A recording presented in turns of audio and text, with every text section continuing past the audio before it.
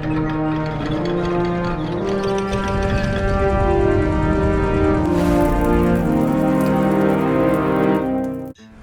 one and all, Jasper here, and I have to say, it's so odd to both hate this show with a burning passion at one moment, and then fall in love with it the very next episode. It seems like every even episode, we actually get some great writing, while the odd episodes are a massive disappointment to me. With this being a good even episode that is fairly accurate to the source material, this should be a short video, but who knows, I might be able to nitpick enough to really stretch this one out. The first inaccuracy we get in this episode comes when we are introduced to Oscar Tully. We, the audience, are told that he is the heir to Riverrun, with his father having passed away and his grandfather currently ruling Riverrun from his sickbed. So a few things. First off, Oscar Tully was not the grandson to Grover Tully, but the great-grandson. His father, Elmo Tully, was the grandson, and who his father is, we actually don't know. Probably Bert or Ernie Tully. This is a change that I can actually get behind. In my head, I actually thought that Elmo was the direct son of Grover before I double-checked, and also since we don't even have the names of anyone from that generation, it can all be safely removed. But we're not done yet, as now we can tackle the topic of Elmo Tully already being dead in the show. You see, in the books he was still very much alive, and you could even give him most of the credit for the Tullys supporting Rhaenyra.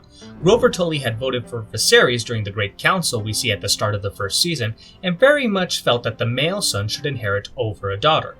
Elmo, either disagreeing with him or wanting to be cautious because so many of the River Lords were declaring for the Blacks, chose to hold off on voicing their support once this dance started kicking. This royally pissed off Grover, but being so sick and bedridden, he could do nothing.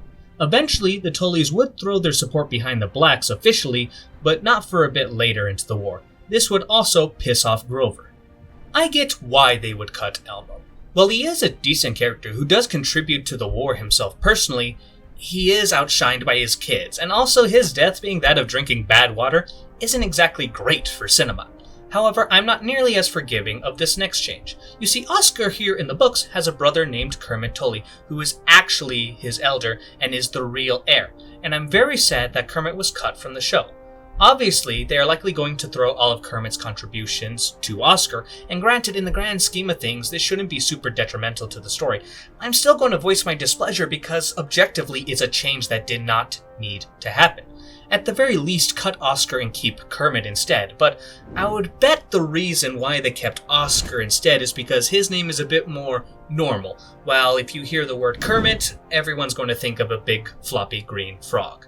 I mean, hell, they don't even name drop the father Elmo, and I bet you it's for these reasons, which I just don't like. While we are talking about Oscar, let's go over the casting. First, the actor's age is perfect, being 18 at the oldest, and that is roughly what Oscar would be. However, sadly, his hair color is incorrect. Both Kermit and Oscar had red hair, which is a signature look for the Tullys, while the actor's hair is brown.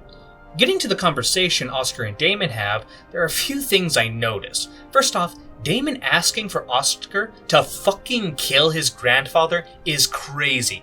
Kinslaying is one of the big taboos of Westeros. It's like guest rights. You fuck with it, then you're pretty much going to be hated by all of society.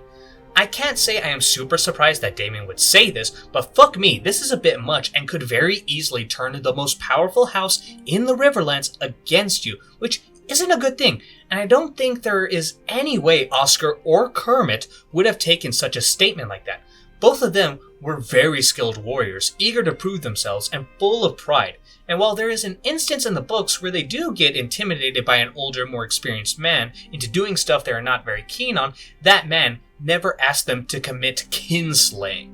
Also, remember the Tully words: family, duty, honor. A list of the things that are most important to them, family being at the top.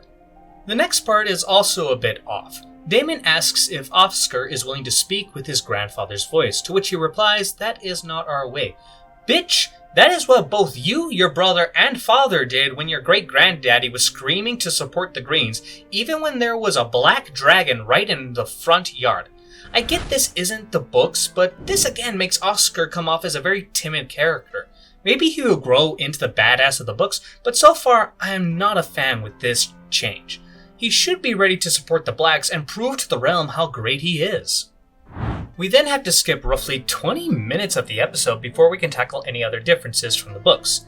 Anything that crops up in between are linked to changes mentioned in previous episodes, like Alicent drinking moon tea because Kristen doesn't have a good pull-out game. I don't need to keep beating these dead horses. We are introduced to Sir William Blackwood, who is the older version of the Blackwood character we saw in the first season, who tried to wed Rhaenyra and ended up killing a Bracken after being insulted. William doesn't fucking exist, and I honestly don't know where he would best fit on the family tree. I had assumed he was the son of Samwell Blackwood, who died in the battle of the previous episode, but then he would be a new Lord of Raventree Hall, making Daemon's comment before he was another fever dream odd, where he asks if he is prepared to march without the leave of his lord, implying he is not in charge of the Blackwoods. Maybe he is a brother of Samwell. In the books, after Samwell dies, his eldest son, Benjicot, takes over at just 11 and becomes one of the most badass preteens ever. Now, this isn't a change from the books per se, but I do want to mention the several different versions we get in the books. Rhaenyra gets back from King's Landing, and personally, I am disappointed that Jace is the only one to call out the insanity of her plan. Either way, we finally have her do her job and take action in this war by sending Rhaenys out to lift the siege of Rook's Rest. In the books, this is slightly different. We get 3 versions from our usual sources. Maester Munkin says she was worried about kinslaying. Septon Eustace says that she was terrified of risking the lives of her sons. And Mushroom, who, keep in mind, was the only one present for this moment, insists that Rhaenyra was still grief-stricken by the death of her son, and so she absented from the war effort, instead having Corlys and his wife take command. While the books say that Mushroom's story is the most likely, I think there is truth to all 3. But honestly, kinslaying, the least. At this point in the war, you just gotta accept that you're going to have to shorten the family tree. Now here is a fun part where I'm going to be very nitpicky. In the show, it seems to somewhat indicate that Aegon and Rhaenys both leave for Rook's Rest at roughly the same time and arrive at the same time. This is incredibly unlikely and a little contrived, as King's Landing is just over 300 miles from Rook's Rest, while Dragonstone is half that. So obviously Aegon would have to have left sooner or have been traveling at twice the speed. Even if we do make these safe assumptions, the fact Aegon would arrive at the same time as Rhaenys is crazy. I usually have to wait for my friends to meet me at a bar an hour after an agreed on time, and the drive is only 15 minutes compared to 300 miles. That's right, you two. I'm calling you both out to my audience. If you can't show up at 10 o'clock, then just say you'll be there by 11. Stop making me wait. Whoa. I've been keeping that in for too long.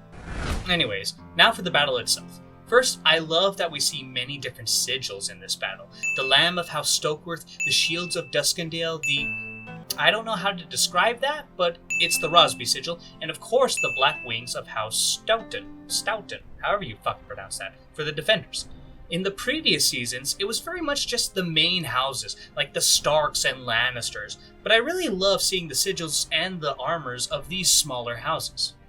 We also finally get some numbers in regards to the army sizes. A random soldier tells Lord Stoughton the besiegers are 14 to 1500 strong at least, and technically it's not inaccurate because he says at least, but it should be closer to 3,000. After all, when I crunched the original numbers, we came to 2,400, and that was before you had all these other levies join them.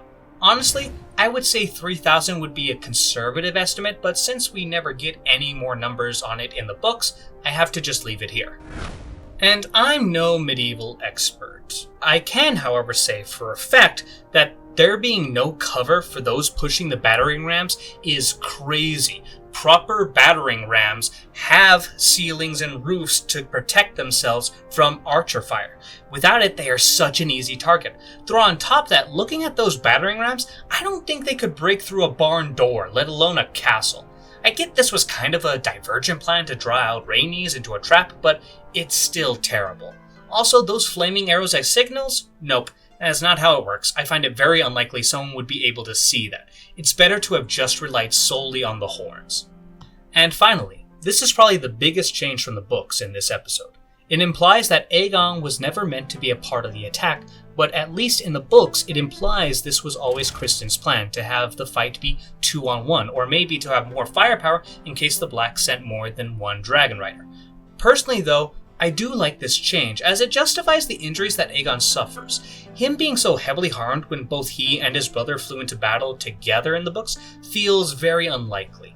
Finally, there are 2 moments from the books I am sad to see didn't make it, and we were so close to having it. The first was Rhaenys having her dragon pick up a horse with its mouth and breathing fire, engulfing the animal and turning it to ash. It would have been so gruesome and brutal. It's such a vivid image that comes to my mind when I read that part of the book. And the second is how Aegon received his injuries. As Aegon and Rhaenys were locked in battle in the exact manner it's shown in the show, Aemon, riding on Vhagar, descends on them, causing all 3 of these massive beasts to plummet to the ground. The force was so great that stones from the walls of Rook's Rest fell, despite the collision being over a mile away. But that's it for this episode. Overall, I think this was very well done. I have my issues, don't get me wrong, but if you want my full opinion on every scene in this episode, make sure to subscribe so you don't miss my upload when me and my good friend DJ Fella go into depth on it. Until then, be safe, and I hope you all have a wonderful day.